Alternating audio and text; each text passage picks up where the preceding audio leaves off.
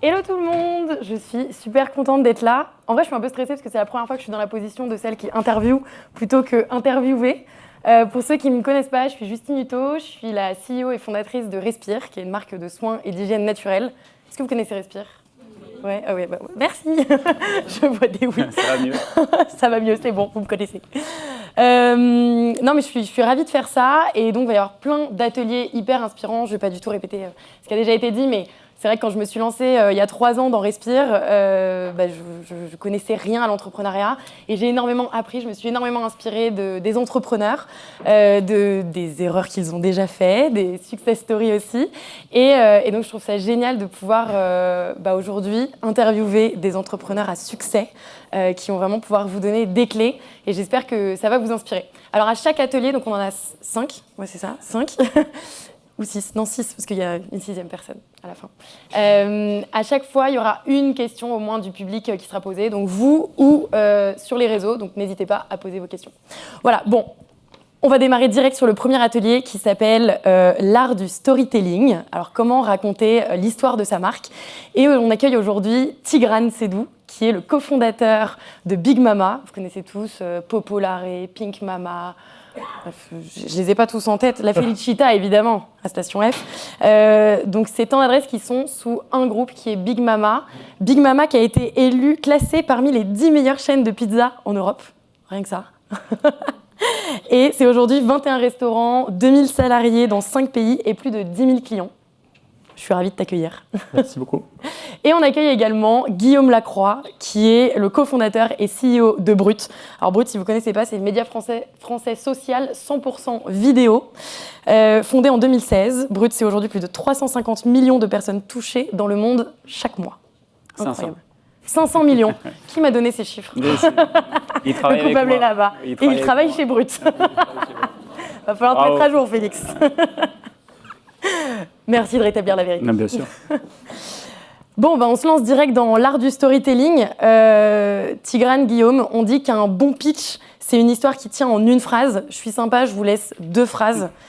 Voilà, en 2 phrases, c'est quoi l'histoire de Brut et de Big Mama ? Allez, allez Tigran, on commence par toi. Vas-y. Bonjour à tous. Big Mama, on fait des restos italiens, donc c'est assez simple. On essaye de faire des restaurants autour d'une promesse qui a toujours été la promesse du début et qui est encore la promesse d'aujourd'hui, c'est que si on fait bon, pas cher, servi avec le sourire, dans un bel endroit, c'est déjà énorme. Et on a créé ça il y a maintenant quelques années, en 2014-2015, et on a voulu aller dans ce secteur ultra traditionnel, avec la promesse la plus simple possible, celle-ci, c'est par définition la nature de ce que doit être un restaurant, mais où l'exigence d'exécution et d'opération est hyper importante. Et donc en fait, dire qu'on veut faire bon, pas cher, c'est avec le sourire dans un bel endroit, c'est absolument pas révolutionnaire. Par contre, le faire tous les jours, et le faire pour 10 000 clients par jour, et puis un jour plus encore, etc., c'est très compliqué. Et donc on a tiré le fil de ça, et je pense qu'on y reviendra dans la demi-heure qu'on est ensemble, mais de cette promesse très simple, comment on a pu partir dans l'exécution, c'est-à-dire partir en Italie, pendant quasiment 2 ans avant de signer un premier local. Ça a été très long, en louant une petite voiture dans toutes les régions d'Italie. Donc on est des fous furieux d'Italie, on est des passionnés d'Italie. Je me suis marié en Italie, j'ai grandi à 5 km de la frontière avec l'Italie. Et on voulait absolument retranscrire ce que j'appelle en interne ce joyeux bordel à l'italienne. Et pour ceux qui sont italiens ou qui connaissent les Italiens, il y a ceux qui critiquent un peu les Rital et puis il y a ceux qui adorent les Italiens pour ça. Et nous, on fait partie évidemment de cette deuxième catégorie. Et pour l'anecdote, et après je laisse la parole, c'est toujours assez contre-intuitif parce qu'on a une italianité qui est extrêmement forte chez Big Mama alors qu'on est 2 Français à avoir monté le groupe. Et donc c'est aussi intéressant ce prisme-là de se dire comment est-ce que 2 Français ont pu monter un groupe qui est très italien. On a 2000 salariés, on a 1850 Italiens, je crois. Tout le COMEX est italien, c'est notre première langue de travail. On recrute 70% de notre staff en Italie, dans un pays où on n'a pas de business. Donc on développe un storytelling et un employer branding dans un pays où on n'a pas de business, ce qui est aussi quelque chose d'assez atypique. Ouais. Donc voilà, il y a plein de choses qu'on a fait, on y reviendra, mais c'était sur cette promesse très simple de faire vivre l'Italie. en exécutant et en opérant des restaurants avec un beau design, un joli sourire et avec un très bon rapport qualité-prix. Merci. C'était plus que 2 phrases, mais c'est déjà très intéressant. On aurait envie de rebondir avec plein de questions. Allez, Guillaume, est-ce que tu vas le tenir en 2 phrases? Non, moi je ne sais pas répondre à cette question en fait. Bonjour à tous. Ça y est, ça démarre. Non, je ne sais pas répondre à cette question. Ça, c'est une phrase. C'est une phrase. Et la deuxième, en fait, ça, dans le cadre brut, on en parlait juste avant de monter tous les deux sur scène. Tu me disais que toi, tu faisais des restaurants et que ça existait depuis longtemps. Ce à quoi je te rétorquais qu'a priori, les médias, ça existait depuis longtemps aussi. Mais la manière dont je raconte brut dépend de l'époque de brut. Quand on a démarré, on n'avait pas la moindre idée de ce qu'on faisait. Donc c'est hyper dur à pitcher.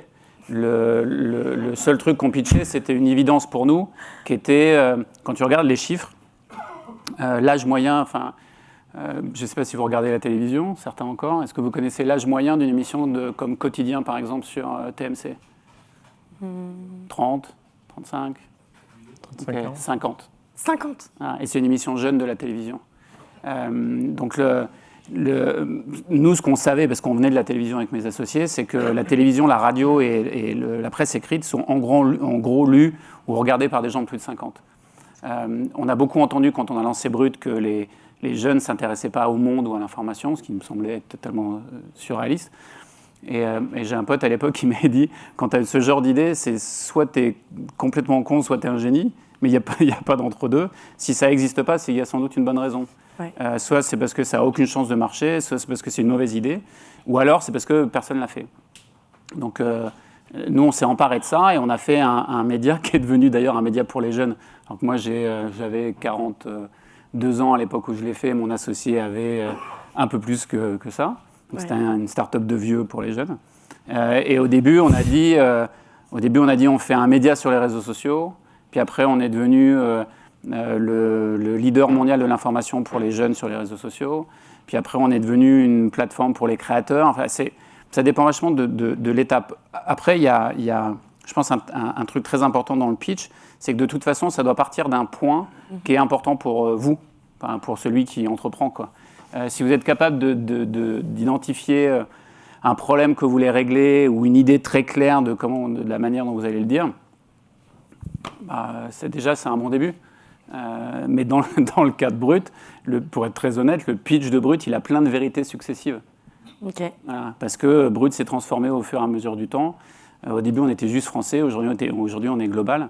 Donc si je dois pitcher aujourd'hui Brut, je dis Brut, c'est le leader mondial de l'information pour les jeunes sur les réseaux sociaux. Ça, c'est une phrase. Ouais, Merci. Bon, pour rentrer dans le sujet, l'art du storytelling. C'est un sujet que j'aime beaucoup. Avec Respire, quand on a lancé il y a 3 ans, j'ai incarné la marque, j'ai raconté mon histoire personnelle. C'est ce qui a créé beaucoup de proximité, de confiance avec les consommateurs. Et c'est ce qui a permis qu'on soit hyper crédible dans l'histoire qu'on racontait. Pourquoi c'est important de bien raconter son histoire? Tigrane. Alors, je vais peut-être un peu tuer la conférence, mais je pense qu'il faut... Je pense que le moins on parle de storytelling, le plus on est efficace. Si on se pose trop la question de qu'est-ce qu'on va raconter, le storytelling, c'est quoi notre boîte, alors après, la boîte évolue, on a des messages à faire passer, etc. Mais je pense que c'est un mauvais départ. Partez de votre promesse, encore une fois. J'ai le sentiment qu'elle doit être la plus simple possible. Et travailler les fondamentaux pour que le storytelling soit le plus authentique et le plus sincère possible. Je vais être un peu plus concret. On est 2 jeunes de 26 ans à l'époque, on veut faire des restos et Big Mama c'est né en Bretagne. Alors vous allez me dire mais c'est quoi le lien? On est parti en Bretagne et on s'est formé au métier de maître crépier parce on s'est dit tiens il y a une opportunité business de faire un truc dans la crêpe parce que tout le monde adore ça, que ça n'a jamais été réinventé, que c'est un produit très français qu'on peut vendre à l'étranger, etc. Et on a eu une approche au tout départ assez mauvaise qui était une approche business ou une approche de marché qui finalement n'est jamais la bonne. Et puis on a quand même fait ça pendant 2 ou 3 mois, on a commencé à voir les producteurs parce qu'on avait quand même cette logique de faire de la qualité. On est devenu vraiment maître crépier dans une petite crêperie d'Iwali pendant 2 mois, on s'est formé en commençant par la plonge, etc. On avait fait quand même des études, on avait 2 très bons jobs, on avait quitté pour faire ça parce qu'on avait envie de faire ça. Et assez vite, au bout de 2 mois, on s'est aperçu que d'un truc qui est fondamental, je pense que je ne sais pas si on est là pour donner des conseils, je pense probablement pas, mais Si. Mais quand même. Faites ce que vous aimez et aimez ce que vous faites. On entend souvent ça, mais c'est vraiment le truc le plus important au monde. Et en faisant la crêpe, en fait, ça nous faisait chier. Le produit nous faisait chier. Le truc, tout nous faisait chier. Et quand vous vivez et que vous créez une boîte, vous vivez votre boîte. Vous dormez votre boîte. Vous rêvez votre boîte. Vous parlez de ça 24 heures sur 24. C'est épuisant à un moment pour vous. C'est épuisant évidemment pour tous, pour votre femme, vos enfants, etc. Et donc, il faut que vous portiez un truc que vous ayez dans les tripes. Mais vraiment au fin fond des tripes. Et c'est le premier truc le plus important comme socle du storytelling. Et ensuite, on ne peut pas raconter 150 histoires. Enfin, en tout cas, moi, je pense que vous ne pouvez pas mener 150 combats, 150 histoires. Il faut choisir. C'est quoi le truc, dans votre promesse, encore une fois, la plus simple possible, que vous allez mettre en avant. Et une fois que vous avez ça, vous oubliez le storytelling. Vous bossez sur l'exécution de ces fondamentaux-là. Donc, qu'est-ce qu'on a fait? Nous, on a dit, OK, on veut faire bon et pas cher. C'est ce que je vous ai dit en premier. Comment on fait pour bon et pas cher? On commence à tirer ce truc-là et on va en Italie. Et en fait, on se construit pendant 1 an et demi. C'est long, 1 an et demi, quand vous êtes 2 jeunes de 26 ans et que les gens vous disent « Mais attends, je ne comprends pas, tu vas monter un resto italien en France ?» On était en 2015. Il y avait littéralement un resto italien tous les 50 mètres à Paris. Les gens nous regardaient, mais qu'est-ce que tu vas apporter? Et en fait, on était intimement convaincus, déjà, c'est ce qui nous passionnait. On avait adoré l'Italie, adoré la bouffe italienne, adoré la vibe de machin. Et on va apporter ce qu'on ne trouve pas, c'est-à-dire des restos qui sont... Soit il y avait des très bons Italiens qui étaient très chers, soit pas chers, mais pas très bons. Et en fait, on voyait ça. Donc, on a été vivre cette authenticité, cette sincérité pendant 1 an et demi. On a construit 200 producteurs à peu près autour d'un écosystème, d'une petite logistique qu'on a mis en place en Italie, avant même de se dire, OK, ça sera quoi le resto, ça sera quoi le business, etc. Les fondamentaux. Et je vous parle de ça parce qu'aujourd'hui, chez Bimama, c'est tellement l'ADN, le squelette, la colonne vertébrale de notre entreprise aujourd'hui. Et on a grossi, on est dans 5 pays, on va faire 200 millions de chiffres, etc. Et c'est toujours la même chose. Les fondamentaux que vous allez mettre au départ, ils doivent être super forts. Et le storytelling vient là-dessus. Et donc, je prends l'exemple de la première chose de storytelling qu'on a faite, qu'on a raconté notre histoire, je pense que c'est la thématique d'aujourd'hui. On avait signé Eastmama, je ne sais pas si vous voyez où c'est rue du Faubourg Saint-Antoine, premier resto qu'on avait, on avait signé ce truc-là, qui est un très mauvais local, qui est en gros un couloir avec des petites salles, aucun restaurateur le voulait, dès qu'on voulait signer un local, attention, il y avait Monoprix ou un autre truc qui venait derrière, on n'avait pas assez d'argent pour compléter, et donc pendant 2 ans, ce truc-là était à la fin, on nous a limite donné le truc en disant si vous voulez le prendre, on se dit soit on arrête la boîte, soit on le prend et on essaye d'en faire un truc. On prend le truc, on commence les travaux et on fait une devanture de palissade des travaux. Et idée à la con, ça c'est un autre truc du storytelling, faites les idées à la con que vous avez. Non mais c'est hyper important. Je ne sais pas si c'est une idée à la con ce que tu as eu, mais en tout cas, on s'est dit, voilà, on a des producteurs, et puis Victor, qui est un mec hyper créativement associé, hyper créatif, toujours des idées à la con, dans tous les sens, machin, il dit, ouais, ce matin, j'étais en scooter un feu rouge, et j'ai vu cette énorme palissade d'une pub The Couples, sur une boutique The Couples de travaux. Vous savez, quand il y a des travaux, on devrait faire ça avec nos producteurs. Et on s'est dit, OK, en fait, on va se marrer, on va jouer. En fait, il faut s'amuser, il faut rayonner, Et donc, on a appelé des producteurs avec qui on avait fait tout le boulot, qui était le socle, encore une fois, du storytelling qu'on voulait raconter, la qualité des produits. Et on les a fait venir à Paris. On a pris un pote photographe qui nous a fait ça pro bono. Et on a fait un tournage de Paolo Ruggiero, qui est toujours notre producteur de tomates au sud du Vésuve, avec son panier de tomates comme ça. On l'a sapé en mode hyper fashion, bobo parisien. Le gars, c'est un gros bourru. Donc c'était hyper marrant. Et on a mis ça en 4x3 devant la palissade du resto en disant « Paolo et ses tomates en couple depuis 30 ans ». Je peux vous dire qu'avec ça on a payé un aller-retour à Paolo et punto basta. Ça a fait le storytelling de nos 2 premiers mois avant même l'ouverture. Et donc en fait, c'est un truc con, mais l'idée à la con que vous avez, vous ne posez pas trop de questions. Faites-les, éclatez-vous, rayonnez. Donc je finis là-dessus parce que je parle beaucoup, donc ça peut être très long. 1, c'est faites ce que vous aimez et aimez ce que vous faites. C'est tellement important. 2, c'est rayonner autour de vous. Je pense qu'on a l'exemple incarné à 300%. Je ne te connaissais pas avant il y a 5 minutes, mais je t'ai suivi un peu dans ta aventure. La plus grande force que tu as, c'est que elle envoie une dose de soleil et de bonheur autour d'elle. C'est absolument dingue. Merci. C'est ça d'être entrepreneur. C'est faites rayonner autour de vous, partagez le bonheur, partagez le sourire. Ayez cette putain de contagion du bonheur. Et c'est la plus grosse force que vous pouvez avoir en tant qu'entrepreneur. Parce qu'évidemment, il y a le storytelling, il y a l'histoire, mais il y a tout le monde que vous allez embarquer derrière vous.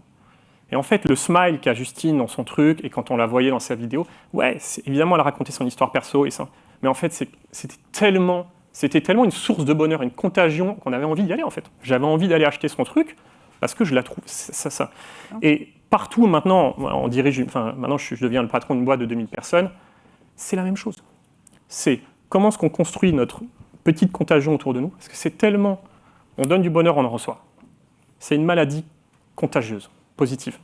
Je comprends comment ça marche, en fait. Toi, tu fais plein de phrases et moi, j'en fais 2. Je te laisse. C'est un bon pitch. Vas-y, toi, tu as 2 phrases, Guillaume. Mais toi, tu racontes ça toute la journée dans ton média, moi, je ne peux pas, donc j'en profite. Viens bouffer chez moi et on en rediscute. Donc moi, je vais le faire en 2 phrases. Je te rejoins sur le fait que je pense que tous, on voit beaucoup d'entrepreneurs qui nous demandent des conseils sur comment démarrer, etc. Le premier truc, c'est que démarrez pas avec des idées qui sont des constructions intellectuelles. C'est-à-dire démarrer avec des choses qui sont une évidence pour vous, parce que comme tu le dis, ça va vous habiter pendant un bout de temps. Vous allez vivre avec, les gens qui partagent votre vie vont vivre avec. Donc il faut que ça reste, quoi. Donc les constructions intellectuelles fumeuses, c'est ce que je dis à des potes. Je leur dis, très bien, tu es en train de me pitcher ce truc-là, qui sur le papier fait sens, mais tu dois avoir cette vie-là pendant 2 ans. En ce moment, je ne sais pas pourquoi, peut-être que je vieillis, j'ai plein de potes qui viennent me pitcher des trucs des résidences pour seniors. Cool. Oh. Bon. Non, après, quand tu regardes la démographie, la pyramide des âges, c'est un super business. Et à chaque fois, je leur dis la même chose, je dis, mais tu veux vraiment travailler là-dedans? Voilà. Donc, déjà, démarrer avec des choses qui vous font envie. Et pour moi, il y a 2 étapes dans la vie d'une entreprise et le storytelling. Il y a vraiment le démarrage, et après, il y a la construction. Sur le démarrage, vous avez un atout que peut-être vous ne voyez pas, c'est qu'il n'y a pas mieux que vous pour raconter l'histoire de l'entreprise. Il y a une grande boîte mondiale de RP qui s'appelle Edelman, qui a fait tous les ans, qui fait un très grand rapport sur l'état de la confiance dans le monde. L'an dernier, ils ont fait une étude sur les jeunes, et il y avait une des questions qui était sur le climat, sur le changement climatique. Et la question, c'était dans le cadre du changement climatique, vous croyez qui ? 76% des jeunes disent les scientifiques, c'est plutôt une bonne nouvelle, et 74% des jeunes disent quelqu'un qui me ressemble. Donc, vos clients, ils vous ressemblent, les gens que vous allez rencontrer, ils vous ressemblent, vos investisseurs, ils vous ressemblent. Donc, la meilleure façon de parler de sa boîte, c'est déjà commencer par parler de soi. Et il ne faut vraiment pas avoir peur de le faire, il ne faut pas avoir peur de s'exposer. Même si vous ratez, c'est pas grave, on s'est tous ratés plein de fois et beaucoup, il n'y a pas de problème. Dans le cadre brut, nous, on a une chance énorme, c'est que le storytelling, il est en fait par le contenu qu'on produit. Et d'ailleurs, ça nous a posé des problèmes après coup. C'est-à-dire quand il a commencé à falloir marketer brut, on n'a jamais réussi à le faire. On le fait très mal. Donc nous, on a de la chance, c'est que le contenu raconte la boîte. Par exemple, dès que vous dites, je ne vais pas dire, brut, c'est le média qui change le monde. C'est ridicule, on ne change pas le monde. En revanche, on est certainement le média qui met en lumière ceux qui le changent. Bon. Mais ça, on est déjà dans des phases de construction. Là où ça devient important quand vous grandissez, c'est qu'il y a un moment ou un autre, après ça dépend des boîtes, etc., mais si vous devez avoir accès à du financement, il faut savoir pitcher sa boîte, il faut savoir la pitcher efficacement, parce qu'en face de vous, il y a des gens qui, à un moment, c'est juste de la statistique, c'est déjà quand vous avez quelqu'un en face de vous qui sait bien raconter ce qu'il est en train de faire, vu que 80% des gens ne savent pas le faire, c'est déjà un avantage. Donc il ne faut vraiment pas hésiter à travailler ça, mais partez de vous, c'est vraiment la manière la plus simple de le faire. Et justement là-dessus, est-ce que tu adaptes le discours que tu as en fonction des personnes à qui tu t'adresses, que ce soit des RP, la communauté, enfin l'audience, les investisseurs, ou les nouvelles générations, même dans ton audience qui évolue. Mais je vais dire des choses, j'espère que les journalistes de Brut ne m'écoutent pas, sinon je vais me faire défoncer. Ils sont tous là. Il y en a.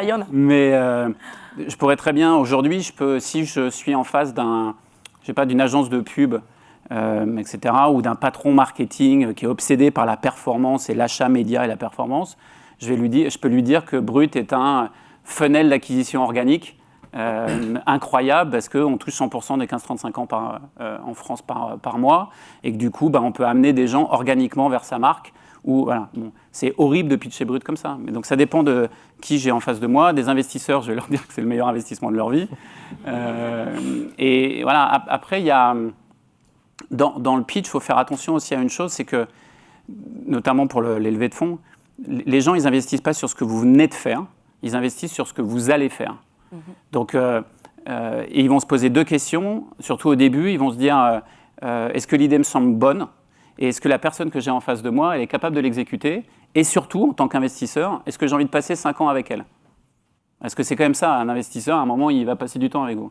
Donc, au-delà du fait qu'il faut sourire, il y a vraiment ce sujet de OK, est-ce que je suis capable de bien présenter ce que je fais de manière efficace avec voilà ce que j'ai fait, voilà le problème que j'ai adressé, puis visiblement ça fonctionne parce que ça a l'air de prendre. Et par ailleurs, je vais là, quoi. Et vous savez quoi? C'est pas grave du tout si vous dites je vais là et que vous finissez là-bas. Ça n'a aucune sorte d'importance. Déjà, les investisseurs le savent. Ça ne veut pas dire qu'il faut raconter n'importe quoi. Mais ça veut dire qu'il y a, en tout cas dans le démarrage des boîtes, le chemin d'entrepreneur, il est vachement plus important que le point d'arrivée. Parce que dans ce chemin, vous allez apprendre plein de trucs. Vous avez rendu compte que des choses que vous imaginiez vraies sont totalement fausses, que des choses que vous imaginez marcher ne marchent pas, et vice-versa. Nous, les premiers énormes cartons éditoriaux de Brut, des vidéos qui ont fait des dizaines de millions de vues alors qu'on avait 50 000 followers, c'est des trucs, mais jamais j'aurais mis 1 euro sur ces vidéos-là, quoi. Jamais. Et nos journalistes disent « Ah, si, j'ai envie de faire ça, c'est cool. » Et bam. Donc, voilà, faut pas avoir peur de raconter le chemin et de partir vers un point. Voilà. Si vous n'y arrivez pas, ou si vous arrivez ailleurs, vraiment, c'est pas grave du tout, quoi. Merci les gars, vous parlez tellement que j'ai même pas le temps de dérouler les questions. Et pour info, on a un écran noir devant moi, donc je n'ai pas le timing. Je crois qu'on passe à la question du public, c'est ça? Ok. Alors, est-ce que vous avez des questions? Est-ce qu'une personne aurait une question, déjà? T'as plus parlé que moi. Et si on n'en a pas ici, est-ce qu'on en a côté réseaux sociaux? Là, je laisse vraiment les gens là-bas me faire des coucous parce que moi, je suis là. Si on vous fait chier, vous le dites. Il y en a une ici. Juste devant. Merci de t'être lancé. Bonjour, moi j'avais une question, c'est dans le chemin justement que vous décrivez, il y a quand même a priori des phases de grand optimisme et des phases de doute. Ma question est la suivante, c'est comment vous avez géré ces phases de doute? C'est très, c'est très personnel et ça dépend de chacun. Moi je me souviens, j'ai une anecdote de Brut, après la deuxième levée de fonds de Brut, on est parti aux États-Unis. J'ai pris un grand appartement parce qu'on n'a pas les moyens de faire du marketing à l'américaine. Donc j'ai pris un grand appartement pour recevoir à la française des clients, etc., etc. Et ça marche bien et c'est comme ça qu'on a signé les premiers contrats en leur faisant picoler du rouge, en gros. Parce que les Américains ne reçoivent pas chez eux pour le business, c'est que dans des restaurants. Donc, voilà, donc je l'ai fait à la française. Et j'ai un de mes investisseurs qui me dit, écoute, j'aimerais bien faire un repas chez toi, c'est grand. Est-ce que je peux inviter les entrepreneurs de mon portfolio? C'était une vingtaine de personnes. Et dans sa boîte, c'est un mec génial qui est avec nous depuis le début, il a que des boîtes de dingue. Et donc on fait un repas, on est peut-être 15-20, et il n'y a que des boîtes de dingue qui sont comme ça, incroyables. Au bout d'une heure, la discussion, c'était la dépression, les idées noires, la solitude, etc. et c'est un vrai sujet. Donc après, chacun peut faire. Mais après, c'est sûr qu'être entrepreneur, il faut pouvoir en passer par là. Moi, par exemple, je fais du sport tous les matins. Si je ne fais pas du sport tous les matins, je sais qu'au bout de 10 jours, 2 semaines, je vais commencer à avoir des idées noires sur... en fait, tu as 2 manières de te lever en tant qu'entrepreneur. Soit tu te lèves en te disant « Ah, cool, je vais accomplir ça ». Soit tu te dis « Ah, putain, je peux me foirer comme ça ». Voilà. Donc moi, si je fais pas de sport, par exemple, bah, je me dis, je vais me foirer comme ça, et je vois la multitude de choses qui peuvent faire foirer la boîte. Mais de toute façon, il faut accepter cette dose-là. Encore une fois, je le redis, ce que je crois fondamentalement sur l'entrepreneuriat, c'est que j'ai beaucoup de potes, par exemple, qui mettent beaucoup de temps à entreprendre parce qu'ils ont peur d'y aller. Et je trouve que c'est dommage parce que, encore une fois, le chemin est incroyablement vertueux. On a certains d'entre nous ont lancé des boîtes et se sont ratés, on en monté d'autres derrière. Et c'est ce chemin-là qui est important. Donc, si vous avez une vraie envie et que vous le sentez, il faut y aller. Et de toute façon, vous allez le sentir. C'est-à-dire, vous n'entreprenez pas si vous n'avez pas ce truc-là, quoi. Je ne sais pas comment bien le dire, mais c'est vraiment un truc, on y va, hop, il y a un peu le vide qui s'ouvre sous vos pieds, et puis vous y allez, puis vous vous rendez compte qu'en fait ça va, que ça passe, et puis si ça passe pas, il y a une phrase de Sacha Guitry qui est géniale qui dit... Et ce sera le mot de la fin. Ouais, non, mais il faut qu'il dise un mot. Une phrase de Sacha Guitry qui dit « Tout finit toujours par s'arranger, même mal ». Très bien. C'est un bon... Bon, bah, tout finit toujours par s'arranger, même mal. Voilà. Merci Guillaume, merci Tigrane. C'était trop sympa de vous recevoir. C'est passé hyper vite.